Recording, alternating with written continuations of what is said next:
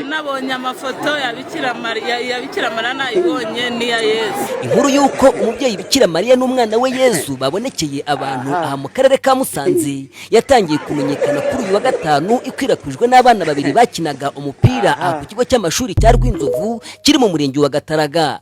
Abo ngo bagiye bavuga ko bari kubona Bikira Mariya na Yesu mu ipoto y'umuriro w'amashanyarazi ndetse no ku kindi giti cy'inturusu. Uko abo bana bagendaga bavuga ibyo, nako abaturage batangiraga kugenda bagera ahangaha ku kigo cy'amashuri bakaza bavuga ko baje kureba ayo mabonekerwa. Inkuru ikwirakwira hose. Ejo mu gitondo inkuru yamenyekanye cyane. Ni ibintu by'itangaza. Tubona ikigo cyose cy'abanyeshuri abarimo barahuruye bose ngo bari kuza kureba ngo Bikira Mariya. Tukomeza kubibona gutya uko bugenda buca, ariko inkuru iba kimomo.